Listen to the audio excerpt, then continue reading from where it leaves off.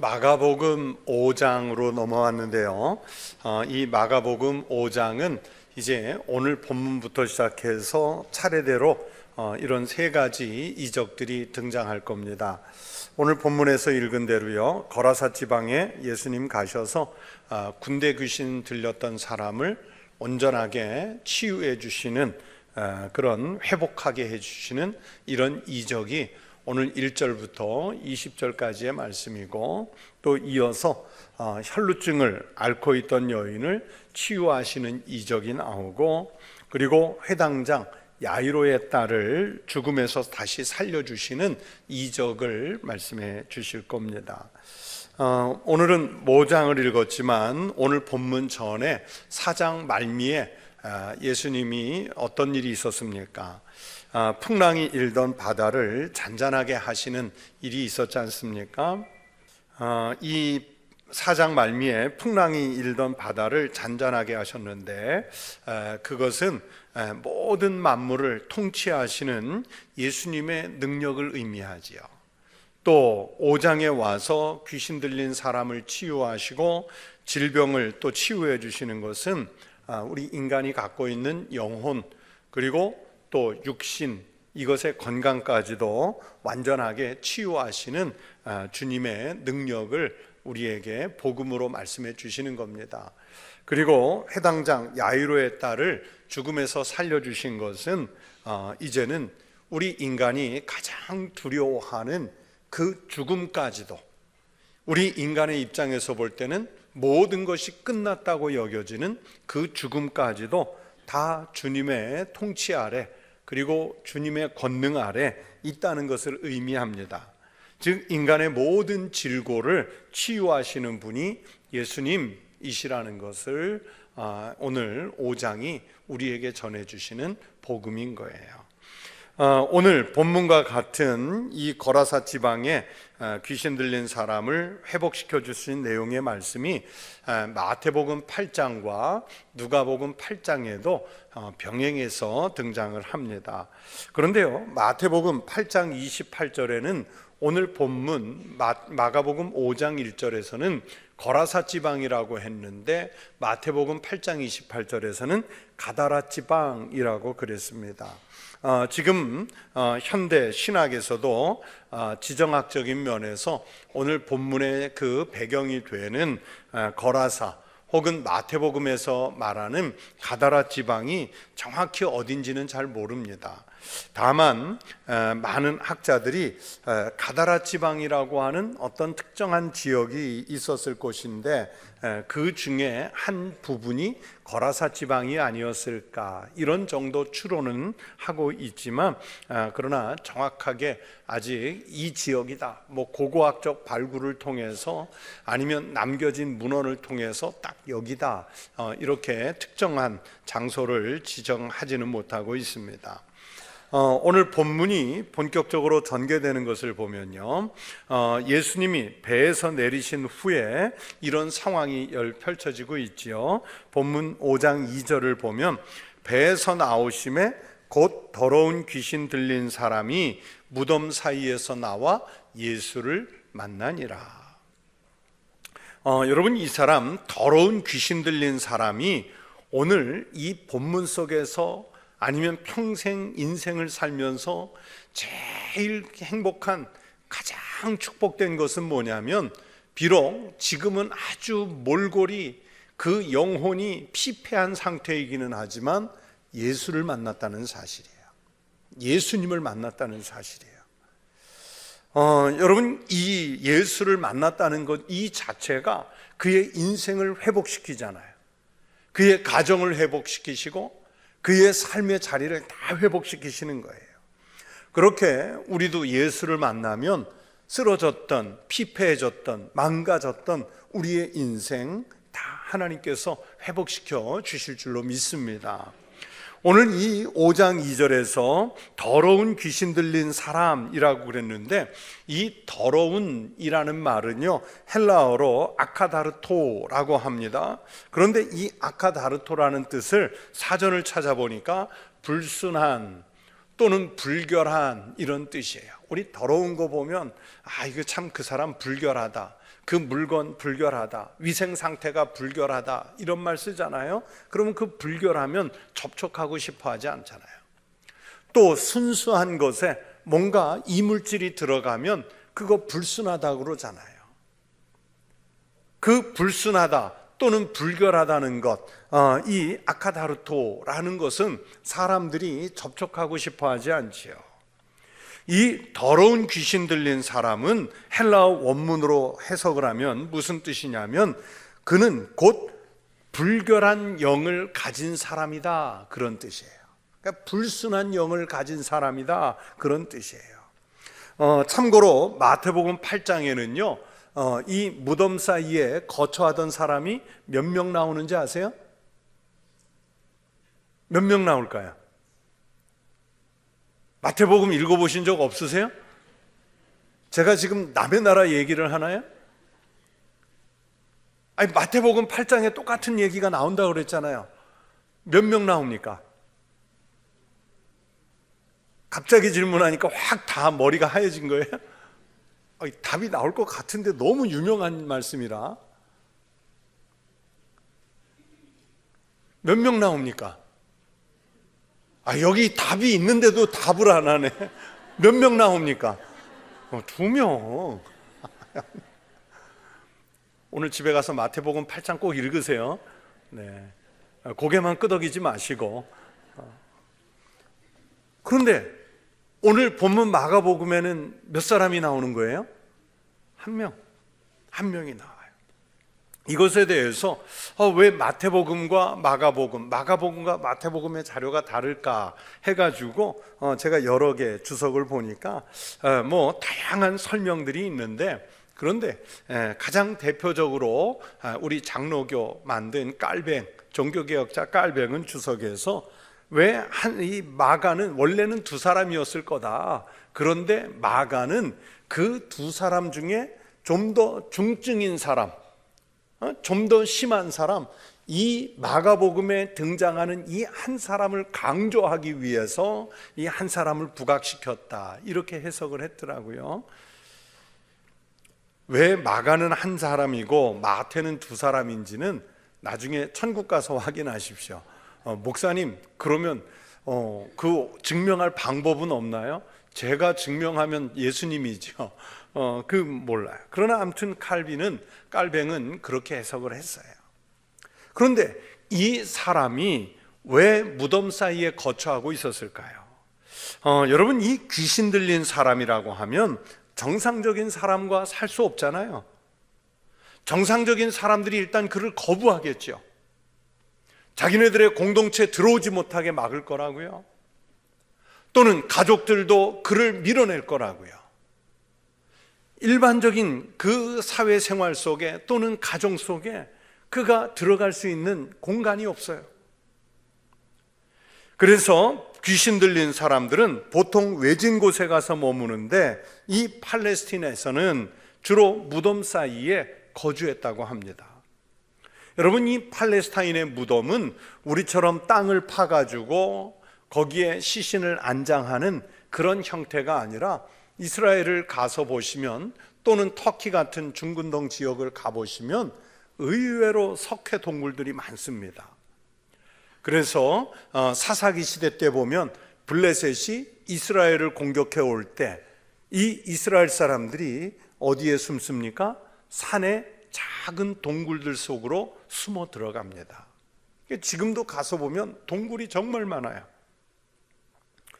그 이스라엘 사람들, 팔레스타인 지역 사람들은 그래서 자연 동굴이나 아니면 가까운 곳에 파기 좋은 곳에 인공 동굴을 만들어 가지고 거기에 시신을 안장해요. 그런데 무덤이 만들어지면 그 지역에 사람들이 죽음 또는 무덤 이런 부분들은 부정한 곳으로 여겨서 접근하지 않는 장소예요.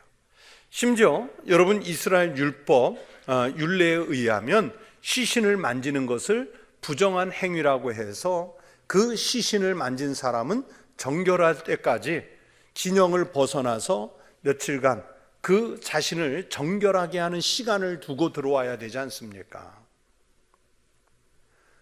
그러니 사람들이 부정한 곳이라고 여기는 시신들이 있는 곳, 또 부정한 장소라고 여기는 무덤들이 있는 그곳을 잘 접근하지 않는다고요. 그래서 귀신 들린 사람뿐만이 아니라 또는 악질 환자, 또는 정신질환자, 이런 사람들이 사회 속에서 밀려 나와서 이 무덤 사이에 거처하는데, 오늘 이 본문 속에 무덤에 거처하는 이 군대 귀신 들린 사람도 그런 연유로 해서 쫓겨나와 있는 거예요. 그런데 이 본문 속에 이 사람은요, 어떤 귀신이 들어가 있냐면 군대 귀신에 붙들려 있기 때문에 아주 강했어요. 그래서 3절에 보시면 이제는 아무도 그를 쇠사슬로도 맬 수 없게 되었으니, 쇠사슬로도 통제가 안 돼요. 그런 정도로 했기 때문에 이 귀신 들린 사람이 매우 거칠게 행동했을 것이라는 거 알겠죠?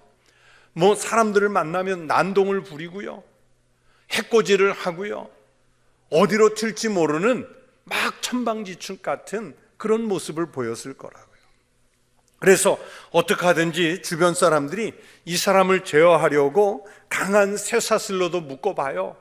또 움직이지 못하게 하려고 고랑을 채워봐요. 그런데 너무 강해서 이들을 이길 수가 없었던 거예요. 얼마나 강한 군대 귀신이 들어가면 이 정도일까?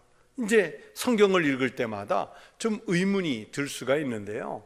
그런데 제가 이 말씀이 실제로 믿어지는 일을 경험한 적이 있어요. 대학교 4학년 때 이제 겨울방학을 맞아서 아주 친한 친구들, 앞으로 목사가 될 그 친한 친구들 한 5명이 경상북도 예천에 있는 한 기도원을 갔어요. 우리 한 달간 여기서 기도하고 나가자, 성경 읽고 나가자. 그래서 그 기도원에 가서 겨울에 정말 불때 가면서 대충 밥해 먹어가면서 성경 읽으면서 한 달을 기도했는데, 저희가 있든지 한두 주쯤 지나가지고요, 거기에서 가까운 어떤 지역에 있던 청년 하나가 그 기도원에 들어왔어요. 그리고 얼마 있다가 또 그 같은 청년과 같은 교회 다니는 여집사님들이 들어왔어요. 그래서 이제 옛날 기도원 방이라는 게 다닥다닥 붙어서 쭉 있는데, 저희들은 한 2칸 빌려서 2명, 3명씩 같이 있었고, 또 저희들 뒷방 쪽에 그 저희보다 한두 주 늦게 온 젊은이가 있었고, 또 다른 교회 집사님들이 저쪽 방에 있었는데, 저희들이 이제 기도하다가 낮 시간에 조금 쉬고 있는데, 이제 막 웃고 떠들고 있는데, 그 중에 한 여집사님이 막 뛰어왔어요. 전도사님들, 저희 사실은 뭐 전도사도 아닌데 신학생이면 다 전도사잖아요. 전사님들 큰일 났어요 그래요. 우리 같이 온 아무개 청년이 지금 막 발작을 합니다 그래요. 그래서 저희 친구들 5명이 1명 정도 빼고요, 등치가 다 저만해요. 저보다도 커요. 그래서 그 청년이 있던 방으로 가보니까요, 진짜 발작이 일어났어요. 그래서 그 집사님들한테 물어봤어요. 이 청년이 평소에도 이렇습니까? 아니래요. 전혀 이런 적이 없대요. 온전하고. 저희들이 딱 감이 왔죠. 이거 귀신 들렸다. 그래서 붙잡고 저희 덩치 큰 이 청년 5명이요, 올라타고 머리를 누르고 발목을 잡고 양손을 누르고 했는데요, 요즘 같으면 그 영상을 찍어놨어야 되는데, 발작을 하니까 우리 5명을요 확 밀어내요. 우리 5명이 이길 수가 없어요. 나중에 귀신이 나간 다음에 이 청년한테 물어봤어요. 체중이 몇 킬로냐고. 한 65킬로예요. 그때 저희들은 다 80킬로 내외인데 65킬로짜리 이 가냘픈 청년, 남자 청년을 여러분 빨리 계산해 보세요. 5명 대략 80킬로. 그런데 그 단순 무게가 아니잖아요. 의도적으로 힘을 줘서 누른 거잖아요. 저희들이 찬송 부르고 막 기도하면 더 발광을 해요. 그러다가 저희가 지쳐가지고 가만히 있으면요, 이제 저희도 녹다운이 된 거잖아요. 그러면 또 가만히 있어요. 그러다가 찬송 부르고 기도하면 또 발광을 하고, 몇 시간을, 정말 몇 시간을, 그 추운 한겨울에 저희가 정말 땀이 그냥 쫙 젖을 만큼 기도했는데 정말 나중에 귀신이 나갔어요. 제가 지금까지 평생을 살면서 그렇게 강한 귀신도 처음 봤고요, 또 그렇게 귀신을 쫓아내는 일을 직접 참여해 본 것도 처음이고요. 그때 확 드는 생각이, 말씀이 어디였냐면 바로 마태복음 8장, 누가복음 8장, 마가복음 5장의 말씀이었어요. 야, 군대 귀신 들렸던 이 본문 속의 이 사람은 얼마나 강했을까? 정말 강했겠다. 쇠사슬로도 찾고 고랑으로도 묶을 수 없는 이 강력한 귀신이었겠다. 4절에 의하면 이런 통제가 여러 번 있었죠. 이는 여러 번 그러잖아요. 여러 번 고랑과 쇠사슬에 매였어도 어떤 정도의 힘이 쇠사슬을 끊고 고랑을 깨뜨렸습니다. 그리하여 아무도 그를 제어할 힘이 없는지라. 여러분, 여기서 고랑은요, 일종의 족쇄입니다.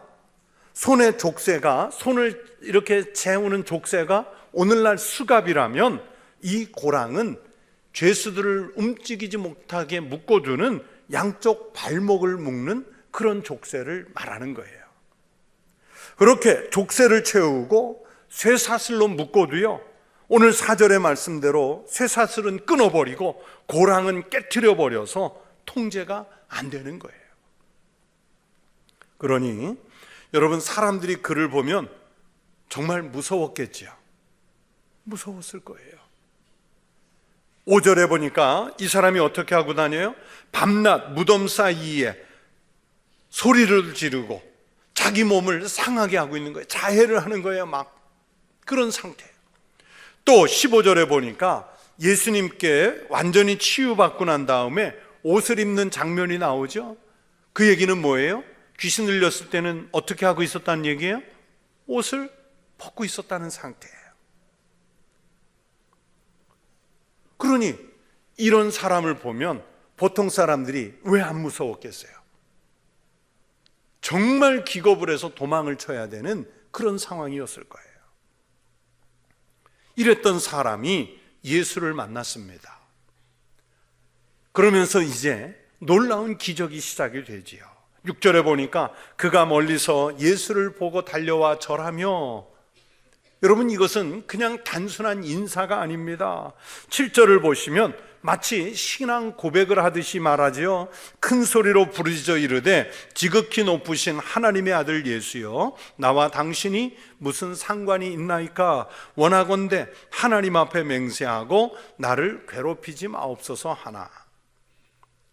여러분, 지금 이 사람이 귀신을 예수님을 알아본 게 아니라 지금 예수님을 누가 알아본 거예요? 귀신이. 그러니 귀신이 예수님을 하나님으로 알아봤으니, 귀신이 나와서 예수님께 경배하려고 지금 이 말을 할까요? 아니겠죠. 진짜 신앙 고백이 아닌 거예요. 진짜 신앙 고백이 아닙니다.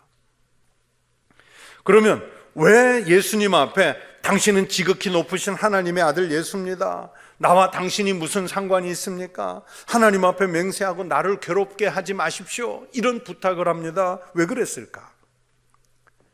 여러분, 귀신은요, 자기 영역을 지키고 싶어 해요. 여러분, 귀신이라고 해서 자기가 가지고 있는 그 영역, 영혼 뺏기고 싶겠습니까? 그런데 예수가 오시면 이 귀신들의 세계에, 영적인 세계에 무슨 일이 벌어집니까? 자기 영역을 빼앗겨야 되는 거예요. 자기가 훔친 사람을 빼앗겨야 되는 거예요. 그러니 귀신 입장에서 예수님이 오시면 설 자리가 없습니다. 예수님이 오시면 귀신, 사탄의 입장에서는 괴로운 겁니다. 그래서 지금 예수님에게 뭘 부탁하냐면 이 사람에게서 우리를 내쫓지 말아달라고 예수님에게 요청하고 있습니다. 10절에 자기를 그 지방에서 내보내지 마시기를 간구하더니, 어디든 들어가도 좋으니까 이 지방에 머물게 해달라는 요청이지요. 그런데 예수님의 처방은 뭡니까? 11절에 보니까 마침 거기 돼지의 큰 떼가 산 곁에서 먹고 있는지라. 그리고 12절에 이 지방을 떠나고 싶지 않으니까 예수님에게 부탁한 게, 저 돼지떼에게라도, 이 사람에게서는 나갈 테니까 그러면 저 돼지떼에게라도 들어가게 해달라, 그렇게 해서 요청을 했는데, 그랬더니 2,000마리의 돼지떼가요 갑자기 갈릴리 호수로 돌진해서 몰사하지 않습니까? 아마 귀신들 생각은 그랬을 거예요. 예수가 이제 사람에게서 나와 이 사람만 건드리지 않으면, 돼지떼에 들어가 있으면 우리를 그냥 이 지방에서 내쫓지 않고 그냥 놔두시겠다, 아마 귀신들은 그렇게 생각했을 거예요. 그런데 예수님이 그 돼지떼에게 이 귀신들이 쫓겨 들어가게 해가지고 갈릴리 호수에 돌진해서 몰사하게 하지 않습니까? 이게 오늘 본문이 흐르는 내용이에요. 자, 이렇게 되니까 정신이 온전해졌어요. 그 사람은 이제 자기가 정신이 온전해진 다음에 보니까 자기가 지금 어떤 형국이었는지 알게 됐어요. 그래서 이 사람은 자기를 완전하게 이렇게 고쳐주신 예수님을 따르고 싶어 했지만, 그런데 뜻밖에도 예수님이 허락하지를 않습니다. 18절 19절에 이렇게 말씀하지요. 예수께서 배에 오르실 때에 귀신 들렸던 사람이 함께 있기를 간구하였으나, 그 다음 뭐예요? 허락하지 아니하시고. 그러면서 허락하지 않고 뭐라고 당부하십니까? 그에게 이르시되 집으로 돌아가 주께서 내게 어떻게 큰 일을 행하사 너를 불쌍히 여기신 것을 내 가족에게 알리라 하시니. 여러분, 우리가 이 귀신 들린 사람이 치유받은 일을 통해서요 우리가 발견해야 할 하나님 은혜가 있습니다. 분명히 이 거라사 지방에 귀신 들린 사람은 쇠사슬에 묶여 있어요. 고랑 사이에 묶여 있었어요. 그래서 무덤 사이에 쫓겨가 지낼 수밖에 없었던 사람이지 않습니까? 그런데 우리도요, 우리가 실제로 뭐 어디 공동묘지 가서 사람들이 없는 외진 곳에 가서 그렇게 사는 인생은 아니지만, 영적인 면에서 우리도 그렇게 죄에 매여서 사는 인생이었단 말입니다. 사람들이 그렇게 두려워하는 죽음을 눈앞에 두고 있는 그런 사람들이었단 말입니다. 죄에 매여서 사는 인생이 바로 우리였던 거예요. 그랬던 사람에게 예수 그리스도가 오셔서 우리 믿는 사람들을 새로운 피조물로 만들어 주셨습니다. 새로운 피조물이 되기 전에는 우리도 어둠과 죄악의 종이 돼서 신음하는 처지에 놓여 있던 사람들이었어요. 그러나 이제 예수님께서 친히 오셔서 우리 죄를 속량하시고 우리에게 참 자유까지 주셨습니다. 그런즉 누구든지 그리스도 안에 있으면 새로운 피조물이라, 이전 것은 지나갔으니 보라 새 것이 되었도다. 우리가 새 것이 된 거예요. 또 요한복음 8장 32절에서는 이렇게 말씀하세요. 진리를 알지니 진리가 너희를 자유롭게 하리라. 우리가 예수 그리스도를 알고 예수 그리스도를 믿고 예수 그리스도를 만나면 이렇게 믿음으로 진정한 자유를 얻게 되는 줄로 믿습니다. 그러므로 예수를 믿는다는 것은요, 지금까지와는 전혀 다른 새로운 인생을 살게 되는 거예요. 여러분, 이 거라사 지방에 군대 귀신 들렸던 이 사람이 예수를 만나기 전에는, 보세요, 예수님 만나기 전에는 그가 옷을 벗고 그저 자기를 자해하고 사람들이 무서워서 도망 다니고 강력한 귀신에 쫓겨 메인바돼서 자기가 자신을 통제하지 못하는 그런 인생이었잖아요. 그런데 예수를 믿고 예수를 만나니까 지금까지와는 전혀 다른 새로운 인생을 살게 되고 귀신의 속박에서 놓여서 이제는 자유로운 인생을 다시 살아갈 수 있는 기회를 주님으로부터 받지 않습니까? 그러니 속박되었던 사람이 자유를 얻게 되었기에 은혜 중에 제일 큰 은혜를 받은 거예요. 그래서 제가 오늘 말씀을 시작하면서 비록 이 사람이 지금 말씀을 시작할 때는 비참한 상황에 놓여 있었지만 예수를 만났다는 그 자체가 이 사람 인생에 가장 큰 복을 받은 것이라, 이 사람 인생에 가장 큰 은혜를 받은 것이라, 그래서 말씀을 드린 거예요. 여러분, 이 말씀이 전개되는 상황에서 보세요. 예수 그리스도는 지금 인간의 영혼을요, 어떤 한 천하보다도 더 귀하게 여기시잖아요. 이 사람의 영혼을 예수님께서 귀하게 여기신 거예요. 정말 비참하게 귀신 들린 이 사람을 고쳐주시기 위해서 예수님은 이 사람을 붙잡고 있던 군대 귀신들을 근처에 있던 돼지떼에게로 들어가게 만들었어요. 비록 2,000마리라고 하는 돼지떼, 재산상의 손실은 있겠지만 아무리 많은 재산이라고 해도 여러분, 한 영혼보다 더 귀한 것은 없는 줄로 믿습니다. 이 사건이 전개되는 속에 거라사 사람들의 반응을 보세요. 이 거라사 사람들이 어떻게 반응합니까? 예수님의 긍휼과 사랑과는 반대로요, 경제적인 손실을 입으니까 당장에 달려와서 예수님의 이 처사를 못마땅하게 여기잖아요. 좀 못마땅하게 여겨요. 그래서 예수님에게 이 지방을 떠나시도록, 이 강력한 군대 귀신 들린 사람, 동네 사람 아무도 통제하지 못하는 이 사람을 온전하게 회복시켜 주신 걸 보니까, 아, 저 예수라는 이도 막강한 권능을 가지고 있다 하는 것은 알아요. 그러나 알게 됐지만 예수로 하여금 자기네 동네에서 떠나주시도록 그렇게 요청을 해요.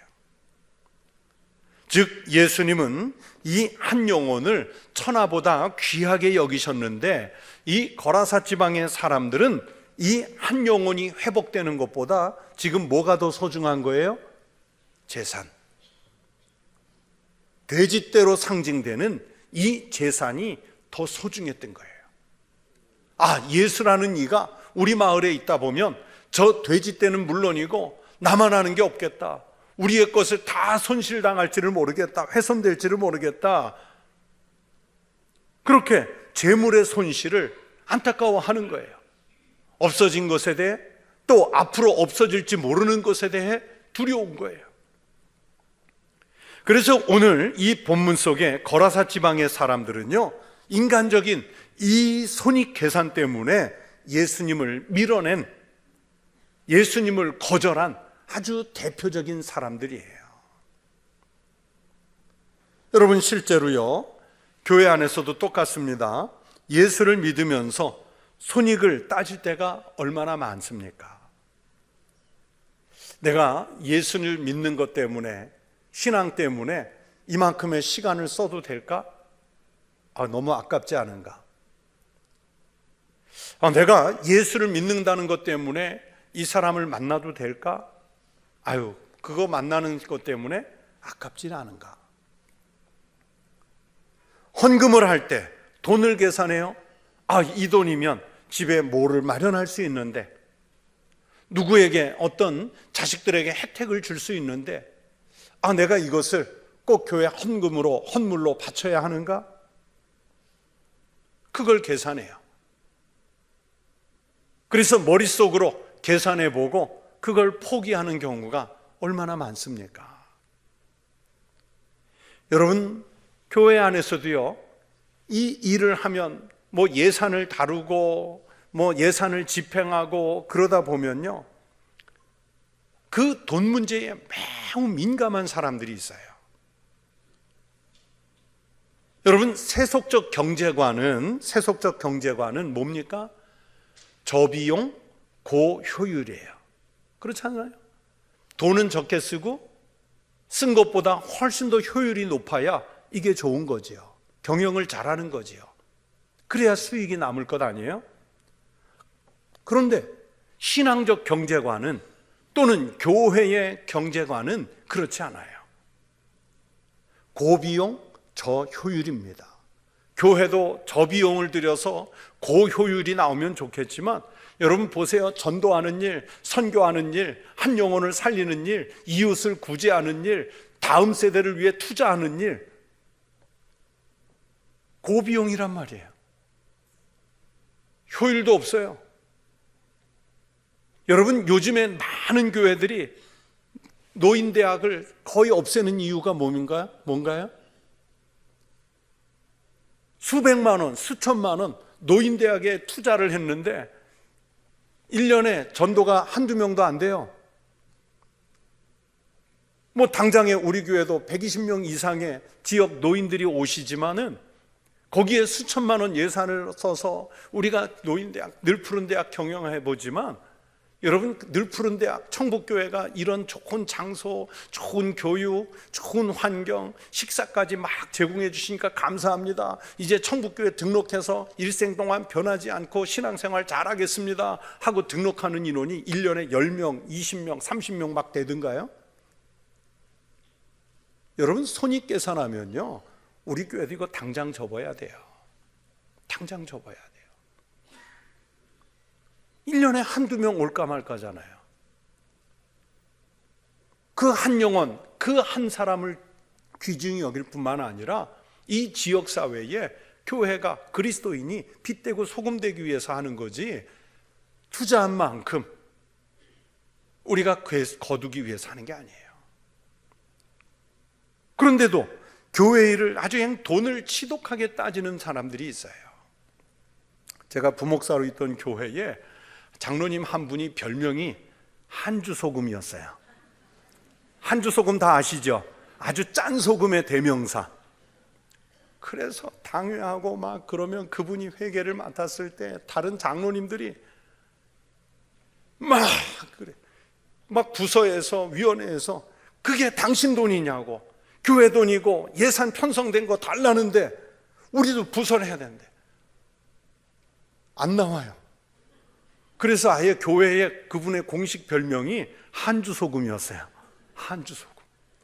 짜도 그 짠 한주소금. 근데 그때 그 한주소금보다 더한 한주소금이요 나중에 목회하면서 보니까 교회 많더라고요. 많아요. 지금 거라사 지방 사람들이요 한 영혼보다 자기네 잃어버린 돼지떼 생각하고요 그래서 예수를 밀어내는 거예요. 마음에서 밀어내고 마을에서 밀어내고 우리의 공동체에서 예수를 밀어내는 거예요. 여러분 이 재물의 손실과 한 영혼의 소중함에 있어서 우리들의 우선순위는 무엇인가요? 여러분의 우선순위는 어디에 있습니까?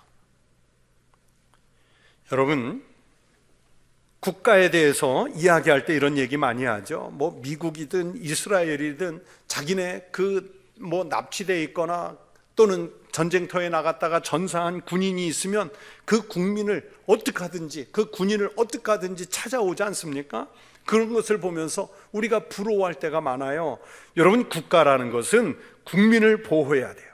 국민을 보호하지 못하면 국가는 국가로서의 신뢰를 잃습니다.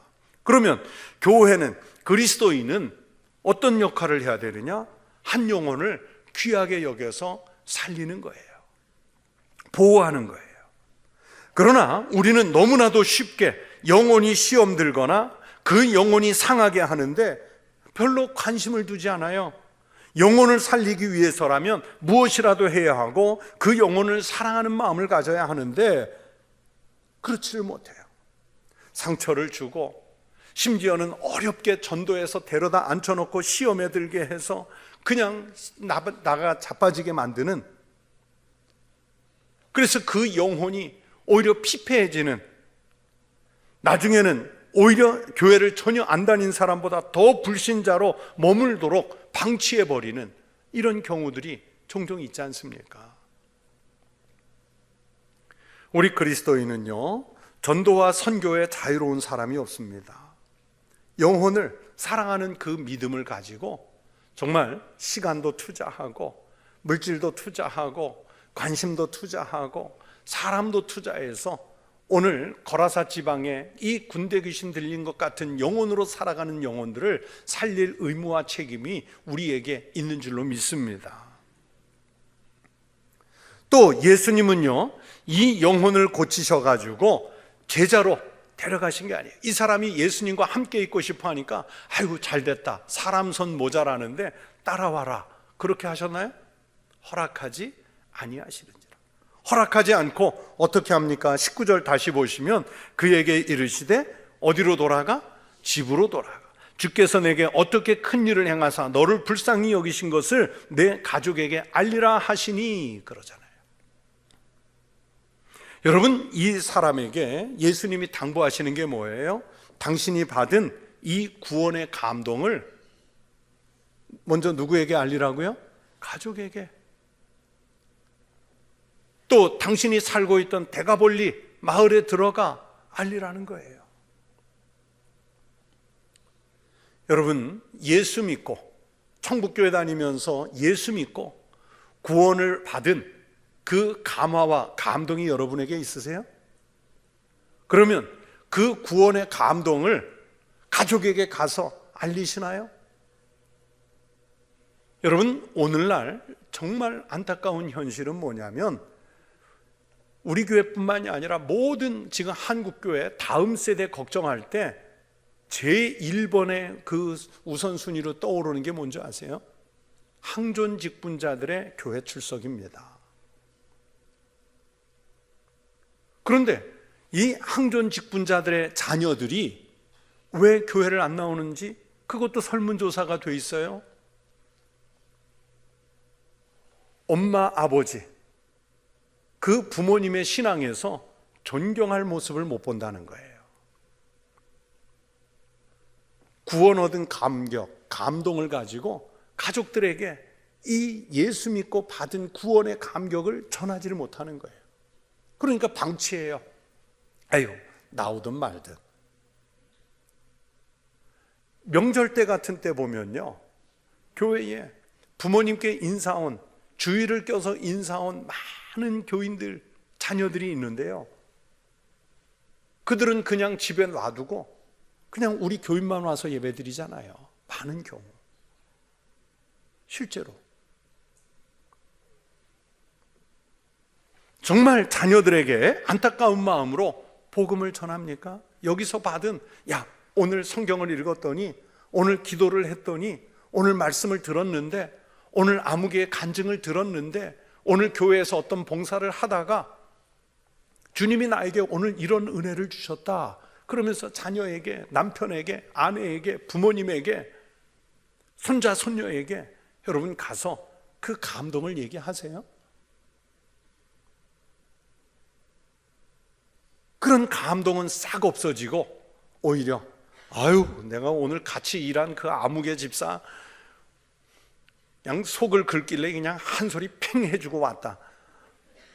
아유, 교회가 왜 그래? 말이 이렇게 많어. 뭐 그러면서 우리가 부정적인 얘기를 많이 하지, 정말 교회 다녀온 다음에, 예수를 만나고 온 다음에 오늘 이 사람에게 주님께서 당부하신 것처럼 주께서 당신에게 어떻게 큰 일을 행하사 당신을 불쌍히 여기신 것을 가족에게 알릴까, 이 고민을 갖고 가시는지요. 그것을 못한다면 여러분은 아직 구원의 체험이 없고 예수를 만난 것에 대한 감격이 없고 내가 예수를 믿고 난 다음에 어떤 변화가 됐는지 간증이 없기 때문에 전할 말이 없는 거예요. 그래서 제가 우리 교회에서 성도들에게 종종 말씀드리지 않습니까? 간증이 많은 교회가 어떤 교회라고요? 좋은 교회. 간증이 많은 교회. 100명 중에 10사람 간증이 있는 게 아니라 100이면 100사람이 예수 믿고 난 다음에 오늘 내 가족에게 가서 큰 일을 주님이 어떻게 하셨는지, 주님이 나를 어떻게 불쌍히 여기셨는지 이것을 말할 수 있는 신앙을 갖는 믿음의 성도들이 되시기를 바랍니다.